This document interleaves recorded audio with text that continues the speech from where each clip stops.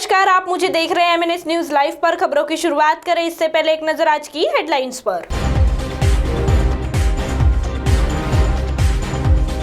नागपुर के Mayo Covid centre से मरीज हुआ गायब, व्यापारियों को दे राहत, किराया माफ करे, भारत पर लग रहा ट्रैवल बैन। आइए आप खबरें देखते हैं विस्तार से। नागपुर के मेयो कोविड सेंटर से मरीज हुआ गायब। नागपुर के मेयो अस्पताल में 1 अप्रैल को भूकन लाल हेडाऊ नामक मरीज भर्ती किया गया था। उसे कोविड वार्ड 18 नंबर में भर्ती कर उपचार चल रहा था।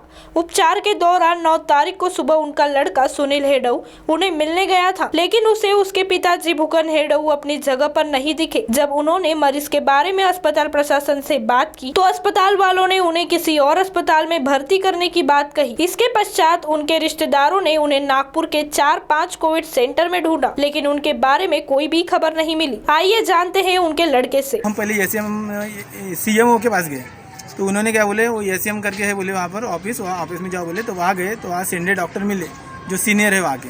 तो उन्होंने हमको बताया कि आप बोले वहाँ इंदिरा गांधी रुग्णालय शंकर नगर में है बोले, वहाँ जाओ बोले, वो आपको मिल जाएगा बोले आपके पेशेंट। और वहाँ जाने के बाद में हमने वहाँ ढूंढे, हर एक बिस्तर देखे हमने, हाँ पूरा वार्ड छान मारे, लेकिन वहाँ पर भी नहीं मिला। वहाँ से फिर हमको आयुष हॉस्पिटल सदर में है तो वहाँ जाने के लिए बोला, तो वहाँ पर भी हमने चल रही है, वो हमको घुमा रहे, यानी वो टाइम पास कर रहे हैं हमारा। पेशेंट का क्या, आपकी मांग क्या है और पेशेंट का नाम क्या है? पेशेंट का नाम भूकन लाल हेडाऊ है और हम चाहते हैं कि हमारा पेशेंट हमको मिलना चाहिए। कितने दिन पहले भर्ती हुए थे और आज कितने दिन हो चुके हैं? 1 तारीख को हमने भर्ती की है, आज कितनी 19 तारीख है। 19 तारीख। हाँ, आज 19 दिन हो गए, हमारा पेशेंट हमको मिला नहीं अभी तक। कितने तारीख से लापता है ऐसा पता चला? 1 तारीख से, मतलब हम की नहीं, ज्यादातर छानबीन हमने फिर 9 तारीख से की। हाँ, अभी तक मिले नहीं है। हाँ, 9 तारीख को हमने छानबीन मारे की, क्योंकि हमारा पेशेंट अभी तक हमने अपने आंखों से नहीं देखा। उनकी उम्र क्या है? मेरी उम्र, उनकी उम्र 68 से 68 वगैरह है। आप कहाँ के रहने वाले हो? मैं विनोद भाई नगर, संतोष नगर, विनोद भाई नगर के आसपास रहता हूँ, वहाँ का रहने वाला हूँ। आप क्या करना चाहते हो? जो मेरे पिताजी हैं, जो मेवा हॉस्पिटल में एडमिट मैंने किया था 1 तारीख को, जो कोविड वार्ड में, उसको काफ़ी बुखार था, जिस कारण मुझे कोविड वार्ड में हमने एडमिट किए थे। और पहले हमने उसे 9 नंबर में लेकर गए और फिर उन लोगों ने उसे 18 नंबर में शिफ्ट की। उसके बाद डॉक्टर लोगों ने बोला कि आपको रहने की ज़रूरत नहीं है, क्योंकि यहाँ पर कोई पेशेंट के रुकने की ज़रूरत नहीं है बोले।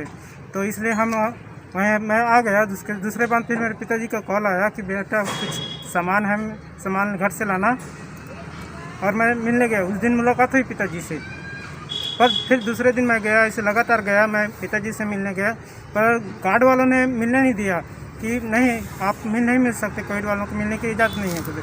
ऐसा करके 5-6 दिन में मिलता गया। फिर मैं एक दिन के जो 7 तारीख तक गया, 7 तारीख के गया, फिर उसके बाद एक दिन बस नहीं मिलने गया, मुलाकात ही नहीं हुई उनसे, क्योंकि मिलने नहीं दिया। फिर उसके बाद मैं 9 तारीख के गया कि पिताजी से मिलना जरूरी है, इतने दिन मुलाकात नहीं हुई।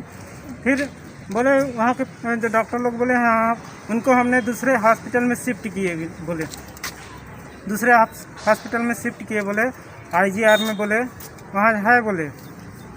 वहाँ जाने के बाद में नहीं वहाँ मिला। जाकर हमने देखे तो वहाँ पर भी नहीं मिला। फिर मैंने डॉक्टर से बोला कि सर जी वहाँ तो नहीं है, तो मेरे पिताजी फिर वो बोले नहीं, वहाँ पर 5 पौली में है बोले, पक्का है बोले 5 पौली में, वहाँ जाकर देखो।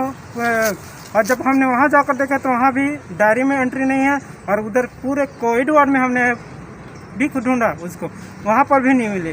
फिर हमने मेरे दोस्तों में हेल्प की और उन लोगों ने मेरी सहायता मदद की कि जाकर हॉस्पिटल में फिर मेन डॉक्टर से मिले। अपन बोले डॉक्टर साहब सेंडे करके डॉक्टर है, वहाँ का मेन डॉक्टर है, सीएम के ऑफिस में, CM में क्या है पता नहीं।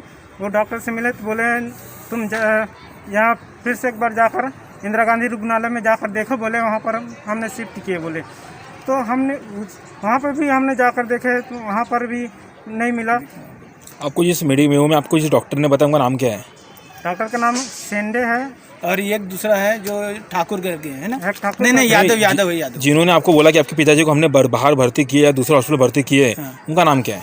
वो सेंडे है, उनका नाम नहीं मालूम लेकिन सरनेम मालूम है, सेंडे संजय करके। ना सरनेम है उनका सेंडे सरनेम है। और दूसरे है तो वही दूसरी ओर व्यापारियों को दे राहत, किराया माफ करे। स्थानीय निकायों को व्यवसायिक और आवासीय संपत्ति के संपत्ति कर में रियायत देने के लिए निर्देशित किया जाना चाहिए ताकि व्यापारी समुदाय को सांत्वना दिया जा सके। स्थानीय निकायों को छोटे और सीमांत विक्रेताओं और व्यापारियों को लॉकडाउन अवधि के लिए किराया माफ करने के लिए निर्देशित किया जाना चाहिए। रेडी रेकनर रियल एस्टेट लेन देन पर स्टॉप शुल्क और परिणाम स्वरूप आयकर का आधार है। अचल संपत्ति बाजार की स्थिति गंभीर है और कीमतें 30 से 40% गिर गई है। मौजूदा बाजार दर से मेल खाने के लिए सरकार को राज्य में रेडी रेकनर दरों को काम करना चाहिए ताकि रियल एस्टेट डेवलपर्स को अपनी इन्वेंट्री को अपनी नई परियोजनाओं को स्वयं वित्त करने के लिए लिक्विडेट किया जा सके। तो वही तीसरी ओर भारत पर लग रहा ट्रैवल बैन। भारत में कोरोना वायरस के बढ़ते मामलों की वजह से दुनिया भर के मुल्क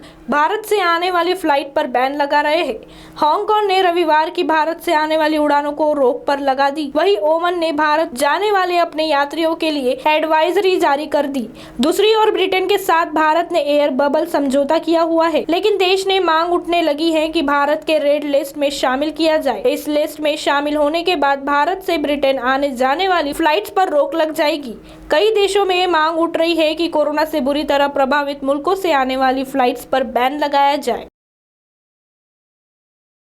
अब आप हमारे चैनल को ऐप पर भी देख सकते हैं। प्ले स्टोर में जाकर MNS हिंदी लिखिए और ऐप डाउनलोड कीजिए। साथ ही साथ आप हमारे फेसबुक पेज को भी लाइक कर सकते हैं और उन पर भी खबरें देख सकते हैं। लिंक है ट्विटर, इंस्टाग्राम पर भी आप हमारे खबरों को देख सकते हैं। आप हमारे चैनल को यूट्यूब पर भी देख सकते हैं और इस यूट्यूब चैनल को सब्सक्राइब करना ना भूले। फिलहाल वक्त तो चला है एक ब्रेक का। ब्रेक से लौटने के बाद देश और दुनिया की तमाम खबरें देखने के लिए जुड़े रहिए हमारे साथ MNS न्यूज लाइव पर। नमस्कार।